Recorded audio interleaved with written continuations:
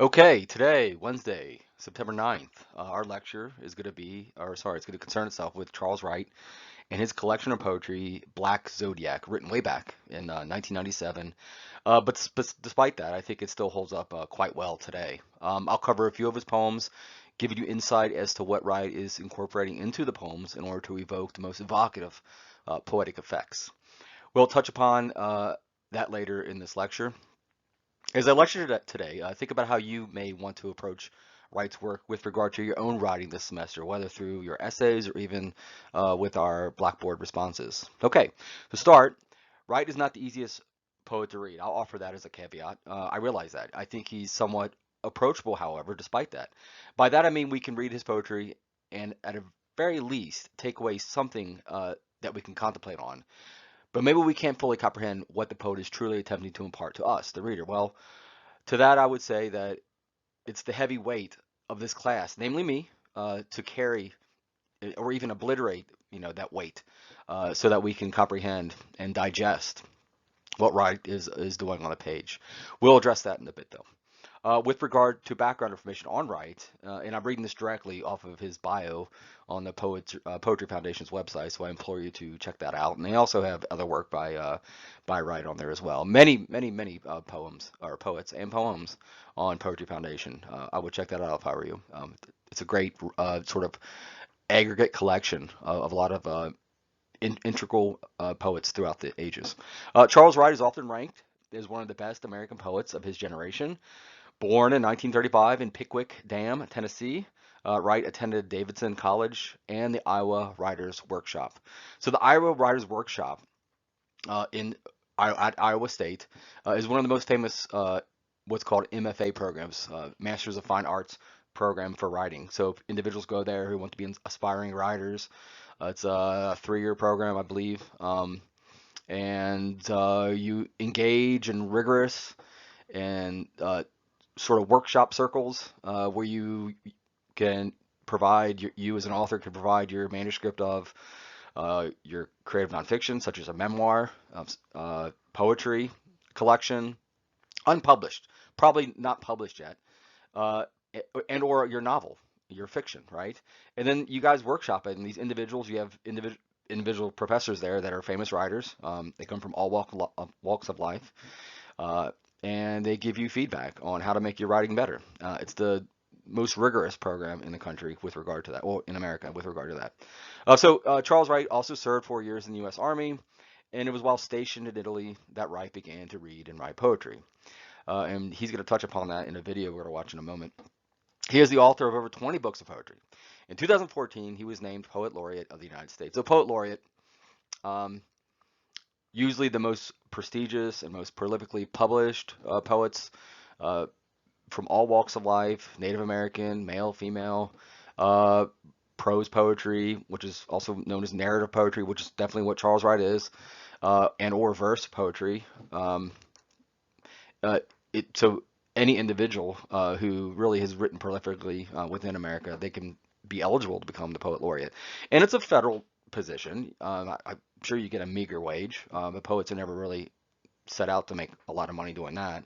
That's why you see a lot of poets who have published well, have had a few books out. They usually turn to academia to teach in order to sustain themselves financially, because you can't make a lot of money from it. So, and then they sort of set the pace and the guidelines of what really reading poetry is about when they become the poet laureate. And they go around different functions and give speeches and sort of impart to their listeners and to their readers where they want poetry to go in the United States with regard to the United States poet laureate. By the 1990s, Wright's style had changed once again. According to James Longenbach in the Yale Review, Wright attempts to constrain his writing in his next book, Chickamauga, which was written in 1995. Great book. Wright seems to feel, it says, quote, Wright seems to feel that all he can do is spin new variations on a limited number of subjects and scenes, unquote, wrote the critic. Although the work is, quote, a beautiful book, bearably human, yet in touch with the sublime, unquote. All right, just a few more quotes just to set the tone for Black Zodiac. And David Baker, writing about Chickamauga in poetry, observes that, quote, almost nothing ever happens in Charles Wright poetry. I find that hilarious. This is the central act of restraint. a spiritualistic abstinence, where meditation is not absent, but an alternative to action and to linear dramatic finality. So I just think that quote's interesting because it's a critic on writing, on poetry, David Baker, saying that there's a great restraint. There's not much happening within Charles Wright's poetry. In that way, he doesn't consider himself a narrative poet. A narrative poet, he'll go on to say in this video we're going to watch, is someone who tells a story. And he doesn't think he tells a story. He thinks he focuses, and I totally agree, he focuses on nature first, starts with nature, observing nature. In this case, a lot of it he says he does in his backyard, and then reflects of what that actually means. How those two things meld together, the internal and the external, nature and the nature of man. And that's where he comes up with a lot of these really philosophical concepts within his work, within his poetry. And that's not really about anything other than existence. Um, Indeed, Wright's books from the 1990s are all built on what might be called imaginistic narratives, where the narrative impulse runs beneath the contemplative moment of each individual poem. As Wright has said, his poems come from, quote, what I see rather than from an idea I had in mind. Idea follows seeing rather than the other way around, unquote. Black Zodiac, what we're reading, written 1997, as I mentioned before, which secured a host of awards, including the most prestigious, the Pulitzer Prize for Poetry, and the second most prestigious, the National Book Critics Circle Award. Contains long, and I agree, dense poems in this vein. They are long, they are dense, and it's incumbent upon us in this class, as I said before, namely myself, to help impart comprehension of what's going on within his work. With Chickamauga and Appalachia, what was written in 1998, Appalachia was, the volume comprised a third of Wright's trilogy. So all three of these books, Appalachia, Chickamauga, and Black Zodiac, rounded out the trilogy that Wright wanted to create. The three books were published together as its own book called Negative Blue in 2000. Wright has referred to his three trilogies as Country Music, The World of 10,000 Things, and Negative Blues, as, quote, I found this interesting, as, quote, the Appalachian Book of the Dead. That reminded me of something. There's a famous female author, Native American female author, who's part of what was deemed the Native American Renaissance in America, and I believe that's also taking place. Maybe it could be called the Indigenous Renaissance in Canada. And she wrote the book Almanac of the Dead. It was written in the 80s. Her name is Leslie Marmon Silko. And it's just interesting to access, for these individuals to access this word of the dead. In this case, is the Appalachian Book of the Dead, and in Silko's case, the Almanac of the Dead. The works are intricately structured. They have been labeled Dante-esque by some, and I think it's important, especially there are some elements within obviously within his past work, but also within the work we're reading, within Black Zodiac, of Dante-esque sort of elements. Wright has been highly concerned with Dante for a long time. He fell in love with poetry when he was 23, and he'll talk about this in the video, when he was stationed in Italy. And as we know, Dante wrote prolifically in the setting of Italy. Dante's Inferno. But he takes their main themes with time and past, family, and the influence of place, as well as the spiritual journey of Wright himself. Reviewing Appalachia for the New York Times, Adam Kirsch described, quote, the still center around which these themes whirl, unquote, which Kirsch added, quote, has always been Wright's metaphysical yearning, and we'll talk about that in a moment, his desire for a mystical or religious transcendence that is seemingly impossible today, unquote. Commenting on his trilogy of trilogies, his three trilogies, Wright has said, quote, all three trilogies do the same thing, and they have essentially the same structure: past, present, future, yesterday, today, tomorrow. As we read on with his poetry and listen to him talk about his poetry, he's highly concerned with time. So hopefully that we can be able to parse that out of his poems. I think it's highly evident we will. I think all this is commensurate with what Wright calls, and we'll touch upon this later in this lecture, the metaphysics of the quotidian, what he defines as the otherworldly quality of the mundane material world. But what is that? The metaphysics of the quotidian, exactly. What is it? What does it mean? Well, if we break down the language, metaphysics is defined as being, knowing, identity, time, space, All of these are themes and subjects matters that Wright conquers within his collection. And then we get quotidian, of or occurring, everyday, daily, commonplace, ordinary. So we see this great blending that Wright is explicitly doing within his work. So in this way, we might think about Wright addressing the very ordinary and the very extraordinary, the blending of those two things, the macro and the micro of this world. Everything internal slash implicit to the human experience, and everything external, the explicit nature of all things. I think we can witness this blending of things when we read Wright, blending too, nature imagery with elements of philosophy, but all cast ultimately to the language and elements of poetry. Okay, today, English 235. This is Thursday, October 1st. Our lecture is going to concern itself with Charles Wright and his collection of poetry, Black Zodiac, written way back in 1997. But despite that, I still think it holds up with regard to contemporary poetry today. We'll cover a few of his poems. One in the video he's going to read aloud, and then I'll read one aloud, the very first poem of his collection. And we'll look at that, giving you insight as to what Wright is incorporating into his poems, his poetry, in order to evoke the most evocative poetic effects. And we could think about looking at the elements of poetry. That's a perfectly permissible way to write any of your essays this semester, is just compare and contrast, parsing from the actual poetry, ways in which the poet was incorporating any of the elements of poetry that I listed. We'll touch upon that later in the lecture. As I lecture today, though, think about how you may want to approach Wright's work with regard to your own writing this semester, whether through your essays or even our Blackboard responses. Okay, to start, Wright is not the easiest post to read. I realize that. In fact, I would say this book is quite challenging, Black Zodiac. It's very formulaic. We'll talk about that in a moment.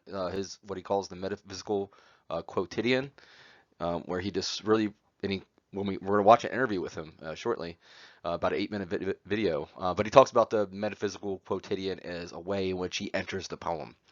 Like he sits in his backyard, he says, he just looks at nature. So he takes what he calls the quotidian, something very simplistic, just nature, and then he infuses it with the metaphysics, the things that are extraordinary about this world. So not easy stuff. He accesses a lot of people from the past, individuals that were past poets, past writers, Dante, Li Ho, a ancient Chinese poet. He does that often. That's part of, and this is something you can write about, part of his aesthetics. Remember, that's one of the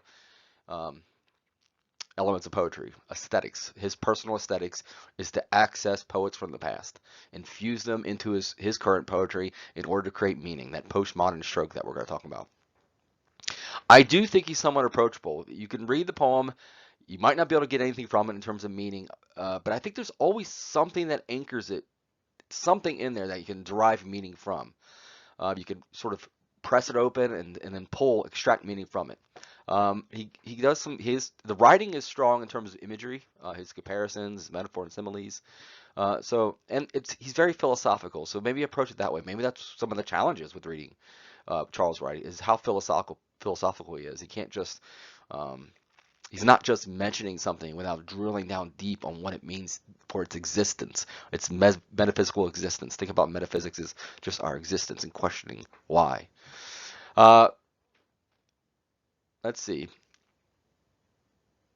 Maybe we can't fully comprehend what the poet Wright is truly attempting to impart to us, the reader. Well, to that I would say that it is heavy weight of this class is on me. I must carry it to obliterate the confusion so that we can comprehend what Wright is doing on the page. We'll address that in a bit. And also, as you have noticed, along with this link, I've given you some essay ideas, so that you might want to start thinking about early on. I think at least about 10 of them on a Word document that you can look at. I think that can help clarify some of the barriers to sort of understanding Charles Wright. With regard to background information on Wright, and I'm reading this directly off his bio on the Poetry Foundation's website, which is a great website. Go to. You can look up Charles Wright. You can look up many other poets. They can recommend poets to you, both contemporary and modern and postmodern, and in the 18th century, 19th century poets as well. So, Charles Wright is often ranked as one of the best American poets of his generation. Born in 1935 in Pickwick Dam, Tennessee. Okay, he's old. That's probably one of the barriers to reading him. Wright attended Davidson College and Iowa's Writers Workshop. One of the most, this is me talking now. Irish Writers Workshop is one of the most prestigious Masters of Fine Arts program in the United States, in the world. People who go there, they're serious about writing. They're very good writers. They had displayed that throughout their life, and they go there to get some of the best instruction on writing, on poetry, on novel, on short story, on creative nonfiction. He also served 4 years in the U.S. Army, and it was while stationed in Italy that Wright began to read and write poetry. He is the author of over 20 books of poetry. In 2014, he was named Poet Laureate of the United States. So not that long ago, Poet Laureate. And what a Poet Laureate does, and we have them in Canada too, but in the United States, the Poet Laureate is a federal position. Um, you set the pacing and the tempo and the agenda for what you think is the most important sort of poetry for people to read. You send that message out, through your website, through the government website. You do talks across America to high schools and colleges, universities, inspiring people to be inspired by poetry. By the 1990s, Wright, his style had changed once again, according to James Longbranch in the Yale Review. Wright attempts to constrain his writing in his next book, Chickamauga, great book. Wright seems to feel that all he can do is spin new variations on a limited number of subjects and scenes. In Chickamauga, wrote the critic, although the work is a beautiful book, bearably human, yet in touch with the sublime. I think that sublime is what this critic is using the word sublime. I think Charles Wright uses the word metaphysics in place of sublime. And David Baker, writing about Chickamauga in Poetry, which is a magazine, observed that, quote, almost nothing ever happens in Charles Wright's poems. This is a central act of restraint. A spiritualist's abstinence, where meditation is not absence, but an alternative to action into linear dramatic finality. That's interesting, that he believes nothing's going on in Wright's poetry. That could be a subject matter. But that because he's writing on the quotidian, what he calls the quotidian. I think it's a great word, the metaphysical quotidian. Writing the quotidian meaning the ordinary, the mundane. Charles Wright is definitely tackling these themes. The mundane as part of our everyday life would be one of his themes, but it's also extraordinary. It's metaphysical as well as quotidian. Indeed, Wright's books from the 1990s are all built on what might be called imagistic narratives, where the narrative impulse runs beneath the contemplative moment of each individual poem. So a lot of images he gives us. As Wright has said, his poems came from what I see rather than from an idea I had in mind.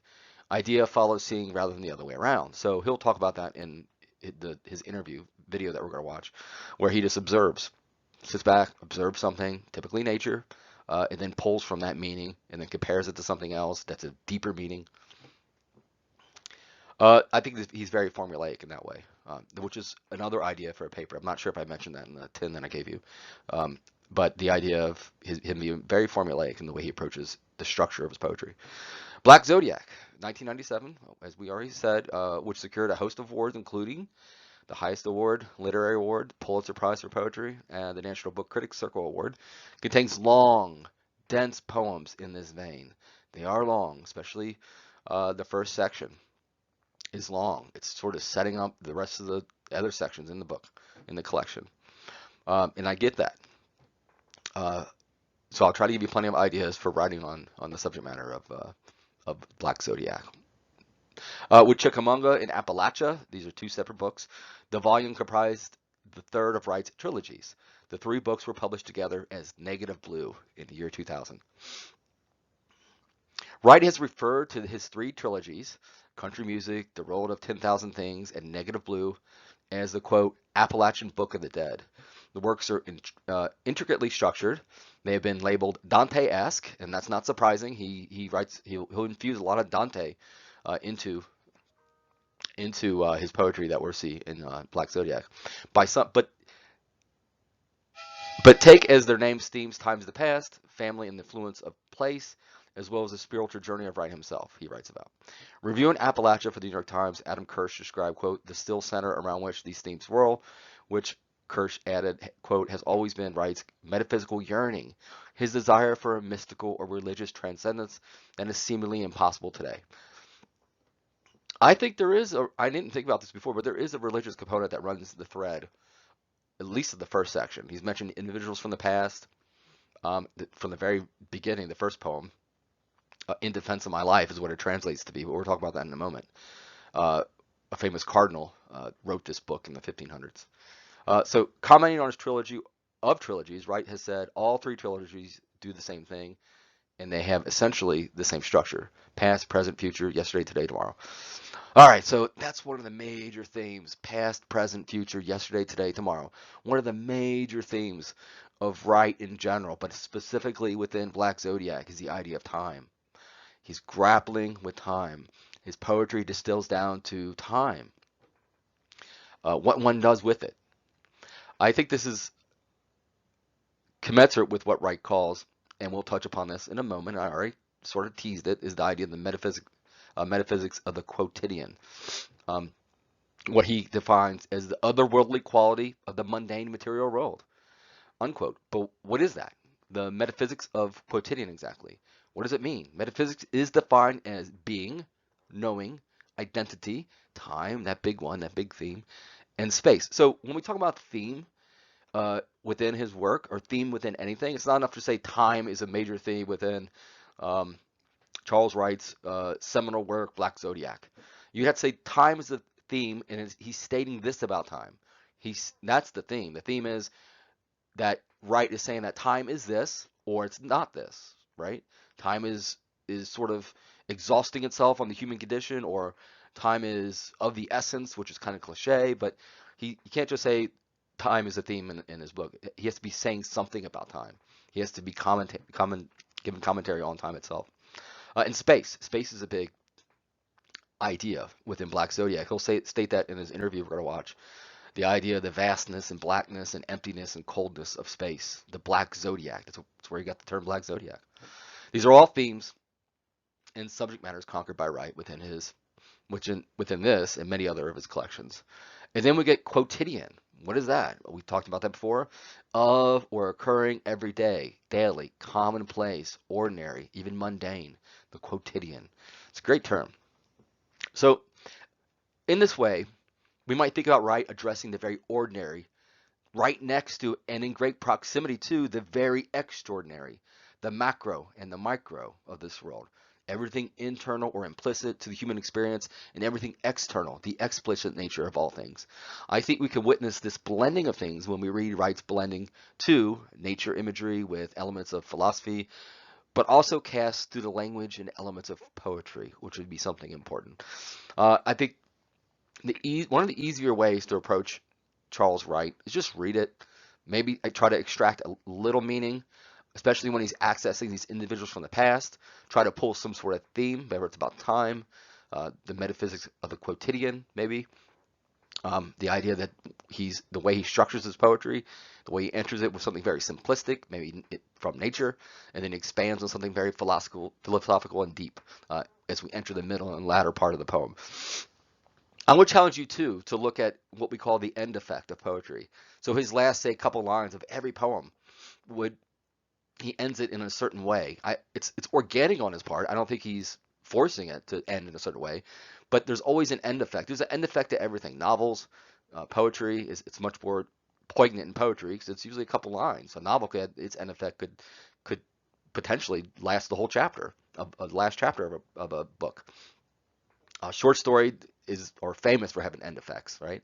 So the end effect is something that surprises you, something that's interesting, something that's just ambiguous. You have no idea what it means, but it would be interesting paper too to write on Charles Wright's end effect. If one were to write on that, you would just simply take 3 or 4 poems, and then extract from it the last couple lines, and then go out on a limb and sort of develop a thesis statement that says his end effects are in place to do this, whatever that might be. To leave the reader confused, to leave the reader as if they've received some great information, right? Is it didactic? I mean, is it trying to teach you something? Is it ambiguous? Does that not make sense? Is it bleeding over to the next poem, the beginning of the next poem? Is he setting it up? All right, these are interesting topics that we can think about. All right, let's go ahead and take a look at his interview. on as video interview. Okay, as promised, here's a short, around 8 minutes long interview of Wright, originally recorded and aired in 1998, shortly after he received news that he won the Pulitzer Prize for Poetry for Black Zodiac. I think the title here is highly befitting. Seasons serve as a backdrop to Charles Wright's Pulitzer Prize winning collection, as Wright's poetry is highly concerned with time. And time, as we know it, is shaped by the prism of seasons. That is to say, as time makes that inexorable march forward, it traipses side by side with the months of our 4 seasons, or in our case here in Alberta, our 2 seasons. In the middle of the interview, he'll also offer a reading of one of his poems from Black Zodiac. I posted a link above in case you want to access this video at a later time, but I'll advance to the next slide so we can watch this interview together.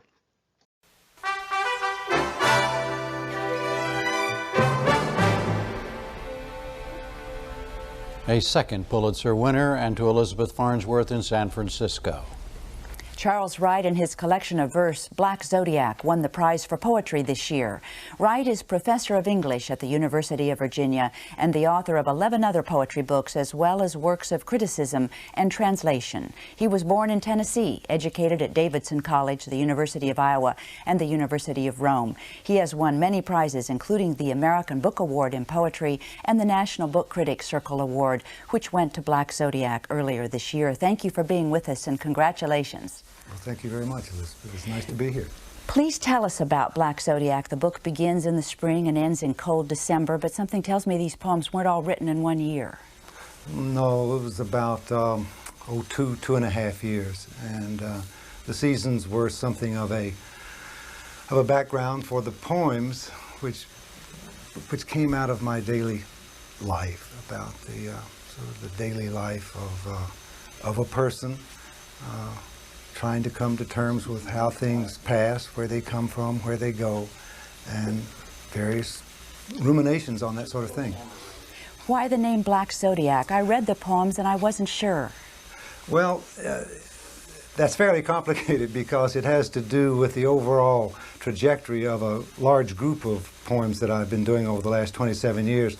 Basically, it means that the end result of all one's strivings, in my case, is going to be as far only as one can see, that one cannot go past the zodiac, cannot go past the stars, that one is forever here. And that's okay, but one sometimes wonders that perhaps it might be nice to be elsewhere sometimes. Mm-hmm.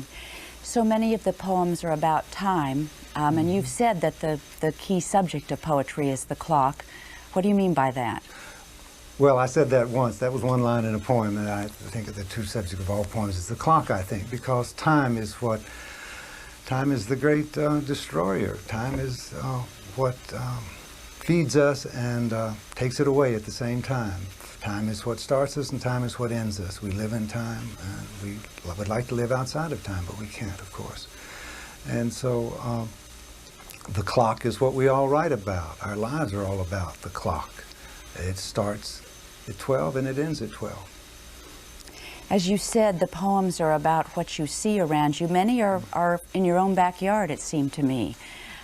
Is that what you like to write about?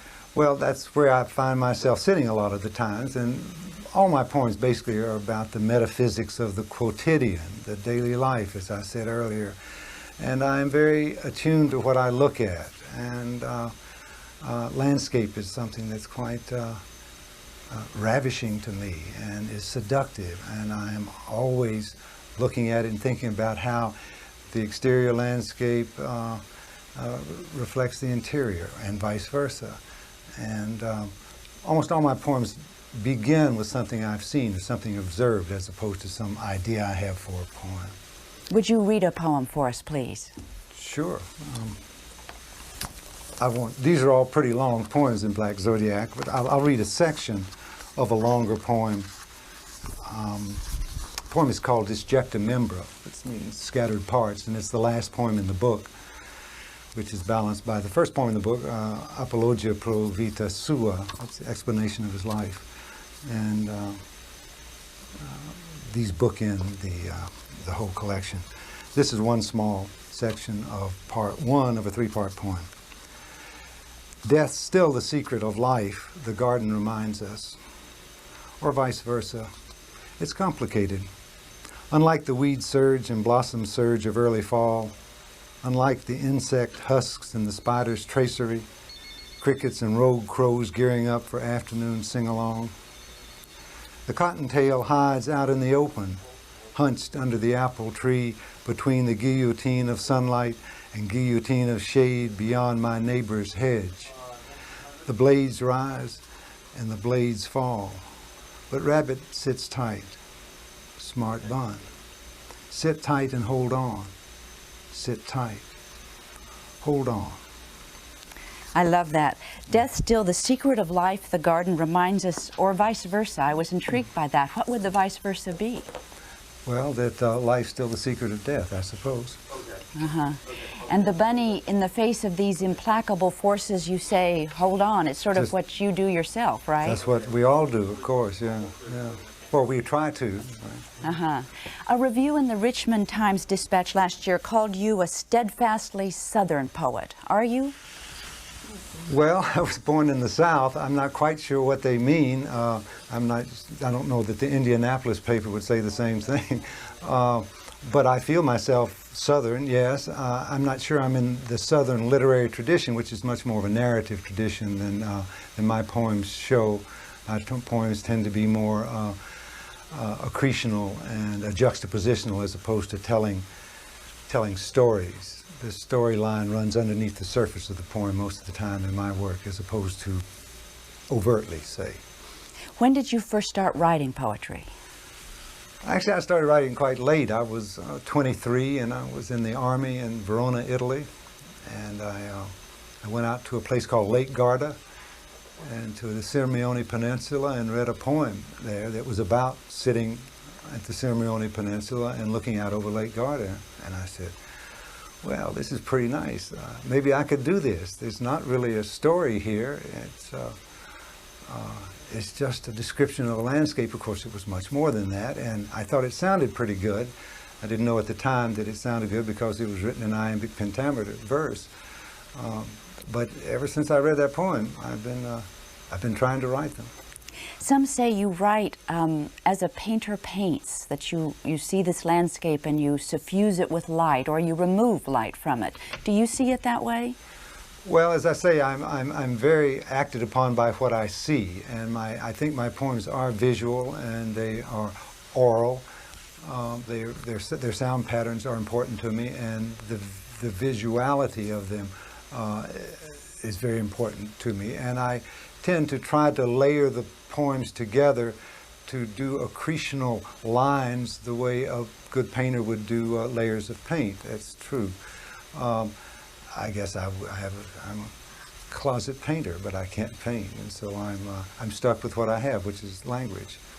Mr. Wright, what do you find in your teaching and in your travels when you're reading poetry? What do you find about the state of poetry and its audience?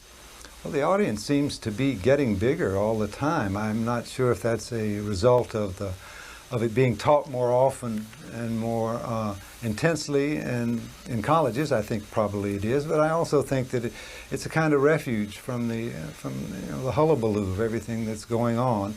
And there's a certain serious side of everyone that he likes to expose himself to from time to time. Some of us more often than others, but everybody has it and everybody does it, and poetry is our last refuge often. You got the Pulitzer. What does it mean to you? Poetry can be rather lonely, and even with its new popularity, most poetry books don't sell in great numbers. Does the Pulitzer help that loneliness?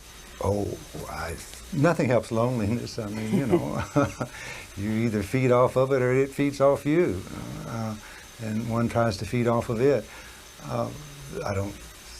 You don't write poetry to sell books. You write poetry because you either have to or it's been given to you to do so. Every time I sell a book, I'm always happy and surprised. You know? Well, thank you, Mr. Wright, and congratulations again. Well, thank you, Elizabeth. Very nice to have been here. Okay, so metaphysics of the quotidian, what we spoke about before. We're going to look at this on a deeper level here, excavate sort of what it means. If you go to the original link I listed earlier in this lecture, it was early on, under the Seasons service backdrop to Charles Wright's Pulitzer Prize winning collection, The Seasons, the idea of seasons. Uh, there's a You not only see the video interview of Wright if you go through that link, but accompanied with it is the interview's complete transcript. I thought this set right here of quotes quite exemplary of Wright's work in Black Zodiac. I'll go ahead and read it. So Elizabeth Farnsworth, who's interviewing him, said, or as you said, the poems are about what you see around you. Many are in your own backyard, it seemed to me. Is that what you like to write about? And then Charles Wright replies, well, that's where I find myself sitting a lot of times, and all of my poems basically are about the metaphysics of the quotidian, the daily life, as I said earlier, and I'm very attuned to what I look at. And landscape is something that's quite ravishing to me, and it's seductive. And I'm always looking at and thinking about how the exterior landscape reflects the interior and vice versa. And almost all my poems begin with something I've seen, something observed, as opposed to some idea uh, I have for a poem. So he's kind of telling us he just sits back in nature, observes. He's not trying to force the subject matter of a poem, but he's letting it come to him. As we briefly covered from this lecture's outset, Wright tends to think of his work as poetry as addressing the commonplace, ordinary aspects of life and the material world, the quotidian, and laying that with great meaning, concerning itself with time, space, and the gravity of our existence. He seems to be grappling with these big ideas. It seems an interesting subject matter if one of us, as I mentioned before, were to write an essay about Wright's poetry and how, as he puts it, quote, all my poems begin with something I've seen, something observed, as opposed to some idea I have for a poem, unquote. If you wanted to tackle the subject matter, you would present this quote as part of your thesis, then find examples in the book, then explore, too, the idea of Wright's impression of the metaphysics of quotidian. So time, ordinary existence, the mundane, and the seasons of being human. I think that's really wrapped up with the theme of time is this thing that's ticking by that we have no control of, and it's the master of our lives. That theme is also accompanied with the seasons of being human, which we'll explore more throughout Wright's Black Zodiac.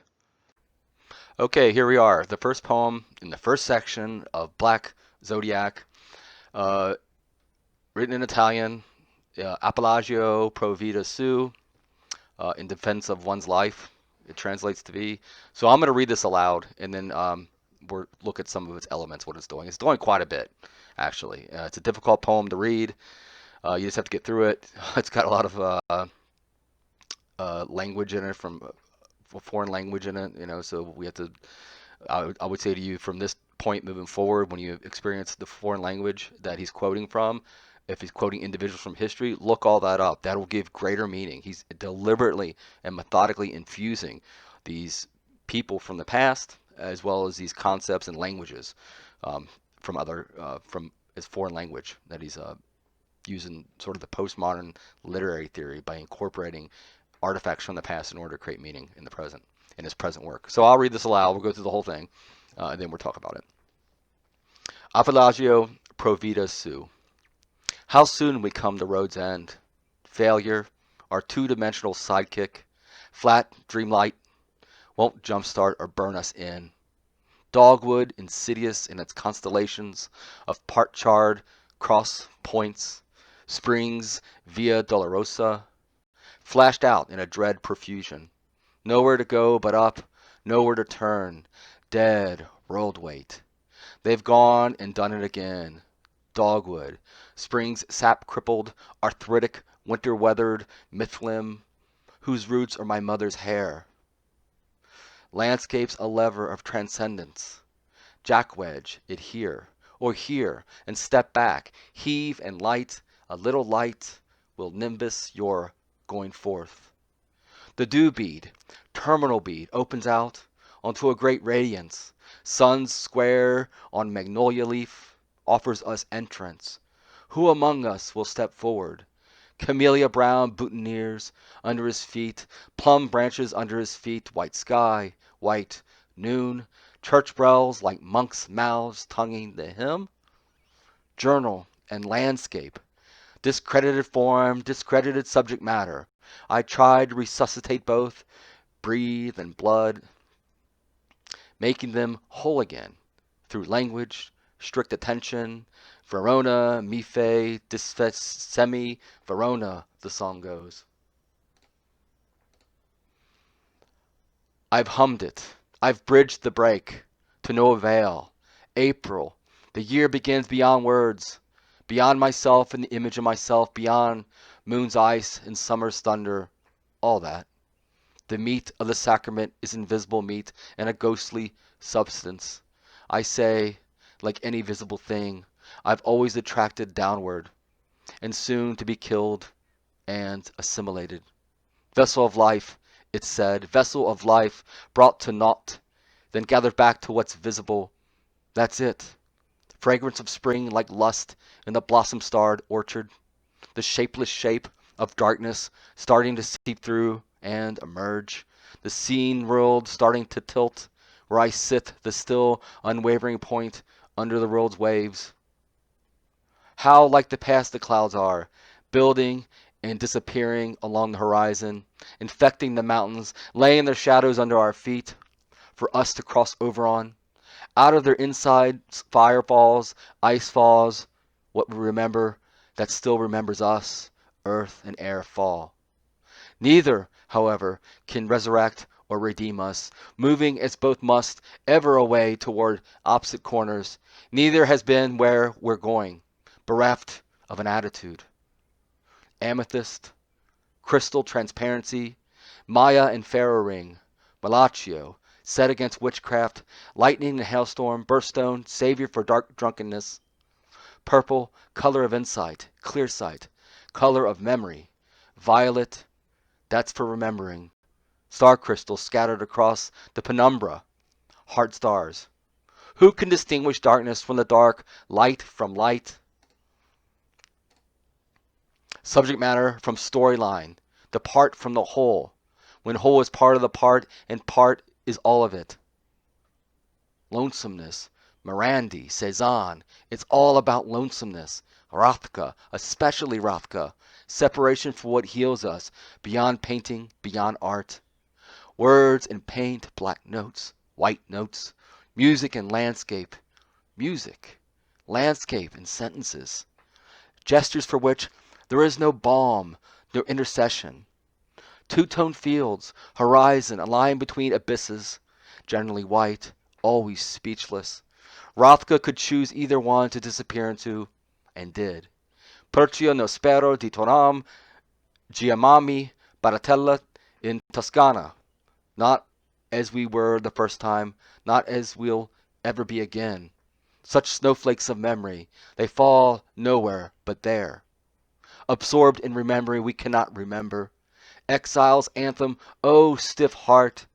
Thingless we came into the world, and thingless we leave. Ever important act is wordless. To slip from the right of way, to fail, still accomplishes something. Even a good thing remembered, however, is not as good as not remembering at all. Time is the source of all good. Time, the engenderer of entropy and decay. Time, the destroyer, our only begetter and advocate. For instance, my fingernail, so pink, so amplified. In the half-dark, for instance, these force-fed dogwood blossoms, green leaf, diffused, limp on their long branches. Saint Stone, say a little prayer for me. Grackles and jay in the black gum, drowse of the peony head. Danieli globes luminous in the last light. More work to be done. All right. So that was the opening poem, big poem, long poem. He's telling us we need to get used to him being long and wordy and meandering, which he does. So let's go ahead and talk about what he's actually doing within the poem. Here we have the first poem that I just read, Black Zodiac. As you can see here, you can actually see one of the many iterations of this book, Appellagio Pro Vita Su, A Defense of One's Own Life, written by this individual right here. There are a number of things to attune yourself to within this poem. First, it's written like the entire collection is written in narrative style, what we also call prosaic style, written like prose. Prose is like a novel, right?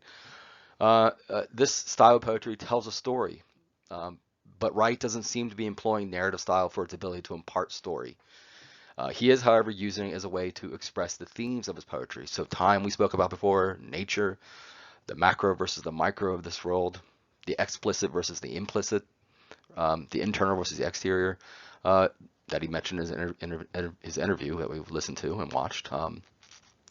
He does it with a free-flowing voice, devoid of strict meter or any brand of rhyme scheme. He's not known for employing any rhyme scheme, right? Or or counting or syllables or syllabic poetry. He's not known for that. It's completely cast as a narrative poetry. We could say that, referring back to our elements of poetry, that Wright's personal aesthetics is employing free verse or narrative or prosaic poetry. All three of those terms are interchangeable or synonymous with each other. Free verse, narrative, and prosaic poetry. All right, let's go ahead and read this passage, then we'll discuss what elements Wright is incorporating, or even if he's sticking to the dictum he gave in the interview, namely how he begins most of his poems through an observation of some sort. A number of things are going on here. Number one, after reading this poem, Apologio pro vita su, one, we are entering an observation of sorts, as Wright is ruminating on his garden or backyard or some sanctuary of flora, to include the imagery of dogwood and roots, the magnolia leaf, camellia flower, the boutonniere. And then, of course, the idea of this all taking place in April, the beginning of spring. Ostensibly, this is an allusion, Allusion, to T.S. Eliot's The Wasteland, which has the opening line, the most famous opening line of modernist poetry, imagistic poetry. That was what The Wasteland is quote, "April is the cruelest month, breeding lilacs out of the dead land." So surely when he mentions that word April in the poem, he's highly attuned as well to the opening line to The Wasteland by T.S. Eliot and its meaning. And if you think about it, April is obviously, as we approach spring, so it has a lot of meaning. The blossoming of things changing, things rotating, things turning, the birth of things, right, can be extracted from that. And interesting too is that this collection begins with spring, April, and it ends in winter. So that's something to think about too. Why would he structure this entire book of poetry around months, around the turning of seasons? Well, as we spoke about before, he's talking about the seasons of man. He's talking about time, the theme of time, right? And time and space involve the rotating of seasons, at least here on Earth. So two, Wright is accessing postmodern theory here, whereby he is accessing an artifact from the past, in this case, the wasteland, in order to infuse the same meaning in his present work. Undoubtedly, this was highly intentional and methodical on Wright's part, as he is exceedingly attuned to the fact that the wasteland imparts its own implicit meaning, of which Wright is accessing by not only using April, but also flowers, all of which takes past meaning from prior texts and thrust them into the present work. I would implore you, as I said before, to translate as many foreign statements as you see in the book as possible, so you can extract where he's coming from, why he's using this. There's a reason he's accessing this individual's book, the Apologio pro vita su. There's a reason, right? I think a lot of his book, the theme of being exiled, what exiled means. A lot of these individuals he writes about were exiled in their time, whatever era they come from. Let's see. Okay, so number three, Wright is accessing other modes of postmodern theory by infusing other languages into the poetry. This borrowing of another language is often called calque, C-A-L-Q-U-E. He doesn't do this for its own sake or because he thinks it's neat or cute, but Wright instead knows there's great meaning already built into other languages. The first instance we get of this calque is the very title of this poem, as we said before, Apologio pro vita su, or, when translated from Latin, a defense of one's own life. This is not only a statement in the poem's title, but is in the title of a text written, as we said before, by John Henry Newman, as we see above or see on the screen, who was an English theologian and poet. So there's always that strong connection to the poet, that a past poet that Wright's trying to make access for some reason. He's trying to make these connections. This individual, Newman, was first an Anglican priest and later a Catholic priest and cardinal who was an important and controversial figure in the religious history of England in the 19th century. He was known nationally by the mid 1830s and was canonized as a saint in the Catholic Church in 2019, so not long ago. Okay, so here again, Wright is borrowing from an artifact from the past, Newman's book, in order to infuse meaning in his present work, Black Zodiac. The question then materializes. What service is a defense of one's own life doing for Wright's work, or the speaker of the poem, the narrator, who we never assume are one and the same? We never assume that Charles Wright is the person speaking on the page, right? That's the narrator, that's the speaker. Sometimes that gets a bit hard to interpret because some poetry, the poet infuses a lot of autobiographical information into the poetry, so it's really hard to strip back and see, parse from it a speaker or narrator. You really believe it's the poet talking, right? I think Charles Wright, you can see it in the most part, he's accessing a narrator. In this instance, however, we can surmise the poet and the speaker are not one and the same, but there is a narrator. Well, I tend to think of this first poem as Wright attempting to wrench back the veil of existence. That's the meaning he's infusing into the poem. And I think he's doing it to the breadth of this whole collection, infusing it with wrenching back the veil of existence. So the very surface area that we accept on a daily basis, he's trying to pull that back so we can see everything underneath. He's trying to plumb the very depths of our shared human existence. When one enters such a pure state of questioning of meaning, one has to pose some probing, highly invasive, maybe even disruptive lines of questioning. And we'll find out next lecture areas where Wright does employ lines of questioning within his poems in order to drill down on it even past the surface area of our exterior landscape or of existence. So by entering this line of questioning, perhaps the poet and the speaker alike feel as if it is, in some way, a defense of this world with all of its life, both beautiful and grotesque. So think about that. Think about, as you're reading these poems by Wright, that he's really trying to both discover for himself as the poet, discover for the narrator in the poem, and discover for the world, expose for the world, taking stock of the existence of us on Earth. What does it all mean as we're floating through this black zodiac, right, of space? Why are we here? Nature's beautiful, so he's going to start with that. He's going to start with nature, right? He's going to extract an image from that for us and give it to us, just hand it to us, this beautiful image. He's going to compare it to something, and then he's going to enter a deep philosophical state that he accessed at the beginning, initially, through nature, right? All this put together is, as we mentioned before, is metaphysical quotidian. The blending of the metaphysics, the complexity of this world with the very ordinary and mundane, the quotidian. Let's see, another example of calque, as we mentioned before, C-A-L-Q-U-E, can be viewed in the words springs Via Dolorosa in the 5th line. When we discover what Via Dolorosa is Latin for sorrowful way, often translated way of suffering, and is a processional route in the old city of Jerusalem, Israel, and believed to be the path that Jesus walked on the way to his crucifixion. The winding route from the former Antonio fortress to the Church of the Holy Sepulchre, sorry about that, my email, a distance of about 600 meters or 2,000 feet, is a celebrated place of Christian pilgrimage. It's then we can finally extract the intentions of the poet by way of the allusion to suffering. Remember one of the refrains of Buddhism, to live is to endure suffering, pain, and misery. Something Wright is surely echoing here. The idea of human existence juxtaposed to human suffering. I think he does that well. The language he uses points towards this sort of dark, depressive, melancholy state. You can certainly see it through running the spine of each poem. Finally, we get Verona mi fe, disfacemi Verona, translated to Verona made me, Verona undo me. This passage is in all likelihood referring back to the poem's title, which refers back to the novel. To the novel that we see above, Apologio Pro Vita Su. I say above because I have a PowerPoint open and it's on top for me, but for you it's a YouTube video, so it's just in front of you.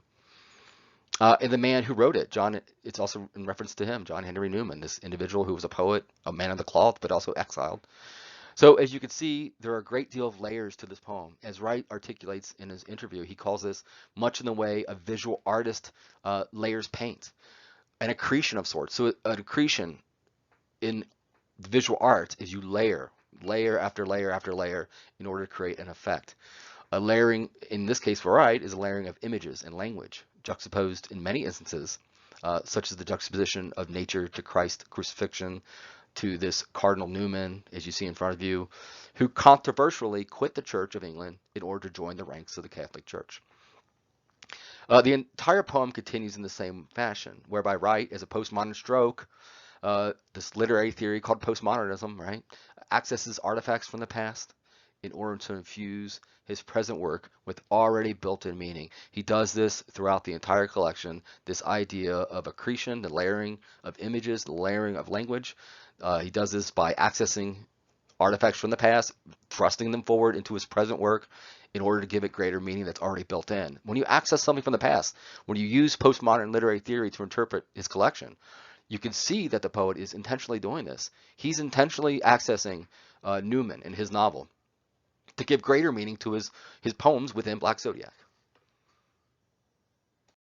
Okay, here we are. Questions. As always, if you have any questions or concerns or areas that require clarification, please email me anytime.